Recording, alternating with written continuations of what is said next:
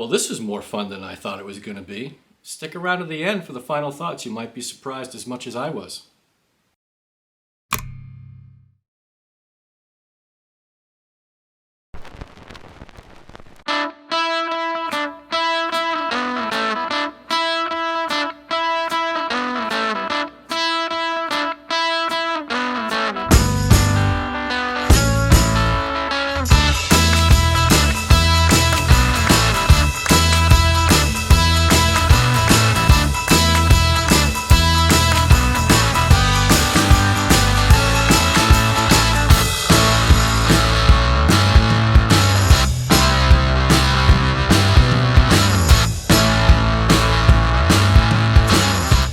Boston's Boston.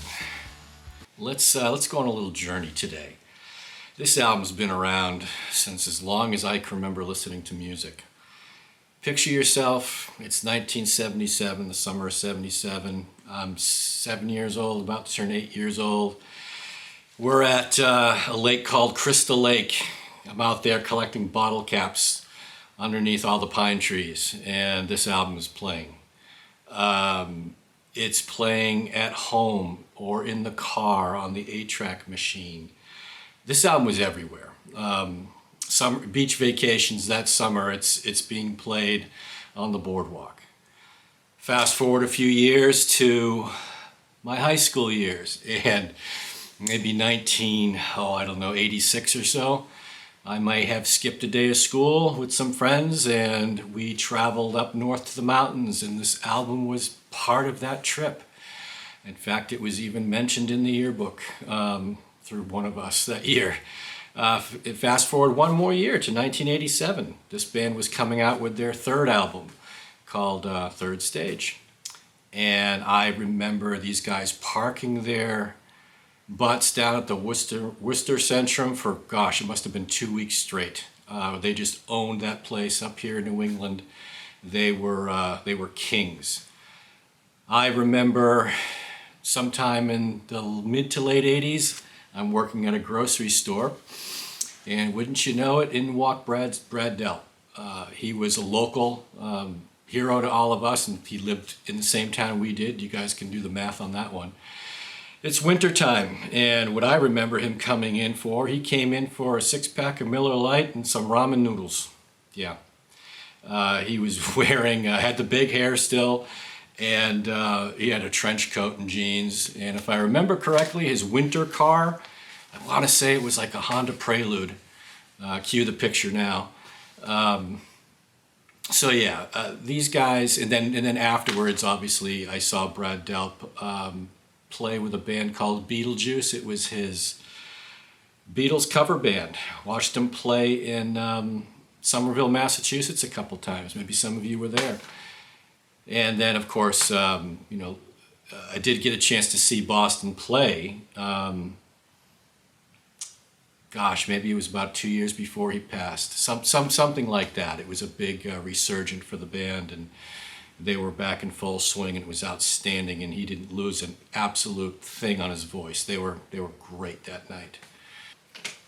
Kind of going back, so I've heard this album from the 8-track that I mentioned, my parents owned. Later I bought it on cassette, and then I'm sure I owned it on a CD, scratched or lost or whatever. Then I had to download the MP3 file probably about, 15 years ago or so. And now I actually own a DSD high-resolution version of it as well. And that's what we're going to be discussing today. The differences between the MP3 file, 16K, 16-bit 44K, and the DSD, which is DSD64 in this case. So perhaps I'll put some more information about DSD on here, but a high-res file that essentially equates to 24-bit 88K, somewhere around there. Again, the Boston, not a bad song on this album. I had so much fun doing this. I just forgot how good these guys were, and to have this album, their debut album, I think at the time broke records for the most sales ever out of a debut album. Over 20 million copies were sold. Yeah, this is a another memory here. We'll get to it a little bit later on the song Smokin'. Every dashboard turned into a keyboard. Yeah, so if you like guitars, this is a guitar album layered with guitars. Guitars, guitars, guitars, and more guitars. And it's also a vocal album. So the two things that really stand out here are Tom Scholz's layering of all these guitars, and Brad Delp's vocals are just extraordinary on this album. Heck, on all of Boston's albums, Brad Delp's vocals are extraordinary. I don't want to minimize any other people in the band, but for me, this band is Tom and it's Brad that really stand out. You know, the first thoughts are both the MP3 surprisingly stood up really well on this system. And I'll go again, for those who aren't aware, the system I'm testing this out on, the source is my computer. I've got an MP3 file that I downloaded probably from Apple or Amazon Music. And then I did download a DSD64 from HD Tracks. One more time, I downloaded a DSD file from HD Tracks. Say that 5 times fast. And it's being served up into my Denafrips Aries 2 DAC through the Rotel Tribute A11 and out these Wharfdale Denton 85th edition speakers. Back to first thoughts on this album. Both sounded really good. What I will say is, and I was quite surprised, in that the MP3 was coming out about 7 decibels louder. I had to constantly go back. I mean, the settings on so I listened to it at about an average of 83 decibels. Again, the speakers are 10.5 feet apart, and I'm 10.5 feet away in the center over here. Now, playing it through the Rotel, I would set it at, the volume was set at 65 for the MP3 file. And then I'd have to go to around 72 or so for the DSD Hi-Res file. I thought that was surprising because what I've seen with other comparisons is usually the Hi-Res file is a little bit louder. This was the first one that I can recall being at opposite. So let's go through the songs here. I'll pick out a couple things that sound different. Stuff that's a little bit more prevalent on one copy or the other. Okay?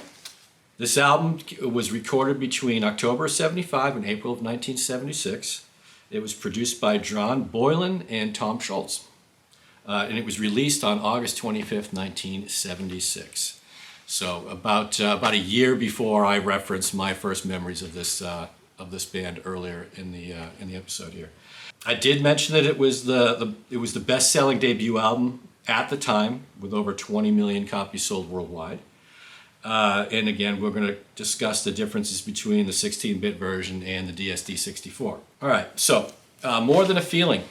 The biggest difference is going to be in soundstage. Okay, in general, I'd say the soundstage for the 16-bit MP3 file, the soundstage was sitting here probably about 2 to 3 feet outside the speakers, and roughly about 1 to 2 feet higher than the speakers as well. And it was more in your face. Less dynamics than, say, the DSD file, which had a marginally bigger soundstage. Maybe instead of 2 to 3 feet, it's more consistently at 3 feet, but certainly didn't get much bigger than that. What you did find more in the DSD file was depth perception within the instruments. Both files had separation of instruments. The DSD was just a little bit more, marginally better as far as soundstage goes, but definitely a bit more when it came to depth. So you could see the layering of instruments one behind the other or tucked in behind the vocals. Brad's vocals on More Than a Feeling here, center, it's sitting about 18 inches above the speakers, where on the DSD file it's about 2 feet. So, about another half a foot to a foot taller. At the 44-second mark, you're going to start hearing those famous hand claps. And What I did notice is they were a bit louder on the DSD64, more up front, and you could absolutely discern the multiples of hand claps, so more than one person, clapping. But again, you heard them just fine in the 16-bit version as well, just a little bit more pronounced on the DSD file. As we get into the 3-minute and 40-second mark, I put down that Brad's vocals absolutely soar. They get to a point where they're about 4 feet high, in the center image, about 4 feet high on the DSD64. Again, averaging about a foot higher than what you would hear on the MP3. MP3 sounds good, it really does. A bit more dynamics with the DSD file as well. You're going to feel different degrees of volume, so a bit more dynamics. Peace of Mind's the second song. The vocals, what I wrote down here, the vocals on the DSD were 3 feet higher in the center, where the 16-bit, again, was probably about 2/3 of that, sitting around the 2 feet mark. That was pretty consistent throughout, and it was definitely more layered, again, and more depth on the DSD file. 4-play long time. Now there's a few more differences here. There's a hi-hat that comes out at the 16-second mark. And on the DSD file, it is definitely cleaner. That hi-hat, a little bit more up front and very discernible. Really cool to listen for that. The 16K, pretty much everything is up front, okay? Where, again, the DSD, you're going to pick and choose as far as the instruments sitting in different depths as well as left to right. At the 2-minute mark, you're going to hear that section at the end of 4-play, right before we get into long time, right? You're going to hear that section where it's really spacey, and you get that string scrape. You can hear it both in both versions, but again, on the DSD, more air and space around it. You feel it's ethereal. I don't know if that's a word that I want to use to describe music, but yeah, you definitely feel that more than you get a sense of feeling it in addition to hearing it on the DSD file. At the 2:29 mark, those drums kick in and really start start the long time portion of that song. You're hearing it on both versions, but on the DSD, it's got a bit more punch, okay? And it's also a bit wider, too, if that makes sense. At the 3:23 mark, you get the acoustic guitars kick in, and they're layered, and they sound incredible on both versions. What you're hearing more, again, on the DSD is those guitars are a bit more layered, bit more discernible, a bit more clarity. Don't get me wrong, the MP3 file sounds outstanding. Up until the time I heard this DSD file, the MP3, I'd never heard this album sound better, and I'm surprised at that. Other things that I wrote down here, the bass was great. Bass was really coming through these speakers on both versions. I was not lacking for bass whatsoever. How I would compare this is that I may have had a glass of bourbon at the time I was doing this. How I was trying to compare the two was say the MP3 16-bit version, it's a solid bourbon. It's a solid bourbon, right? And the DSD file is just a bit more complex. Spend a bit more time with it, you're going to taste different things in that bourbon, and just a bit more complex, more stuff coming at you. Both enjoyable, but DSD had just a bit more going on than the MP3. All right, as we roll out of that, we go into Rock and Roll Band, their autobiography song. Sounds fantastic. The DSD, a bit more precise, a bit more clean. At the 1:30 mark, the drums are actually a bit more clean and discernible, isolated than on the 16-bit version. You can hear the sticks. Crazy thing to say. If you can actually hear the sticks, see the sticks, I suppose, more on that DSD than you will on the MP3. But again, this song coming, rock and roll band, I had a smile on my face and my toe was tapping, regardless of what version I was listening to. It was really good. All right, Smokin'. It's a funny story about this song. This is that song that's got a couple great keyboard solos in it, and even to this day, because of I remember when I was younger, actually in the Air Force, I was with a couple guys and we were driving down the highway, and the song came on, and all of a sudden the dashboard of this guy's vehicle became the keyboard, and he was into it 100%, and he was playing the dash keyboards, as I'd like to say, throughout. And this song would come on the radio, and the first thing I think about today still is, in my hand may actually creep up to the dashboard and play a few notes myself. What I've noticed on Smokin' is that on the DSD file, I had to keep turning up the volume. At the time I was comparing it, it was again 65. It was set for the volume was set to 65 for the MP3, and then I was listening to most of this album around 71 for the DSD file. On this song, I kept wanting more, so I kicked it up to about 73, and I felt like right there, 7 more notches or 8 more notches up on the dial, we're starting to get a good volume. Similarities between the two. Again, a great bass on both versions. Better cymbal decay on the DSD, and that's not a surprise, right? You're going to get more information out of that file. The cymbal decays on the DSD were really something to hear on this one. And again, I mentioned in other songs as well, more dynamics, more punchy. Don't mistake punch for volume, or that sensation of hearing that bass or snare pop coming out of the speakers. Now it's just more punchy, for lack of a better term. Maybe I'll finally find a better term as we go down the road here. At the 130 mark, that keyboard solo, as I mentioned, is wider. It's wider than it is on the 16-bit. About, I'd say that the keyboard solo was literally from speaker to speaker. Incredible.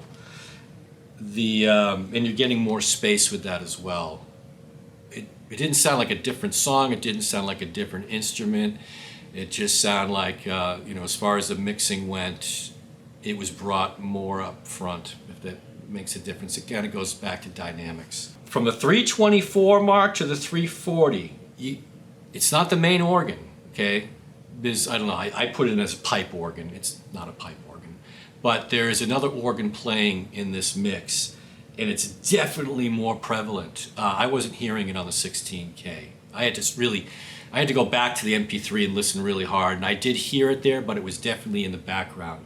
So Smokin' from 324 to 340 on the DSD64 file, yeah, that pipe organy sound was something I'd never heard before. That's cool. That's why I'm doing this, right? Bringing these tunes that we've all known for years and listening to it on a modestly good system, hearing it for the first time again. It's pretty awesome. Hitch a Ride. All right, Hitch a Ride. First thing I wrote here is the DSD file is just better all the way around. The intro, you get the left and the right channels, the acoustics are coming in. The DSD is more realistic. You hear the strings squeaking a bit more. It's the difference between, I mentioned in another video, it's like the difference between being in the control room and watching the band play through the glass, or being in the actual studio with the band while they're playing. That really comes through on Hitch a Ride.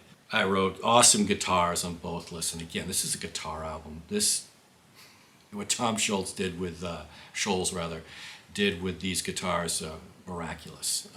Recorded it in his own home studio too, back in 1976. That was wasn't like today, for sure, where everybody seems to have a home studio. Brad's vocals are sitting a good 2 feet above center, more prevalent on the DSD. Everything is very, very similar on the 16-bit, but just more of it in the DSD file. What I wrote also is there's better drum separation on the DSD as well. Again, you got to really listen for it. When I talk, the margins of difference are very small, but it's discernible.